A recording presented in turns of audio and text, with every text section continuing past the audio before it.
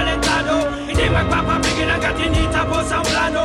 Sipag at syaga sa amin makikita. Ito ang kababayan ko, tanyag naman dirigma. Hindi magpapatalo kahit na maging diado. Di mo to mapapauro hanggat wala ang gusto. Dahil pawis sa dugo, dyan kami na uso. Ano man ang ipatrabaho, pare ay tabusto. At sinabi ng aking ina, sadyang maging tapat. At makakakita ka ng bunga sa iyong paghihirap. At ang Pinoy, talagang napakamasaya.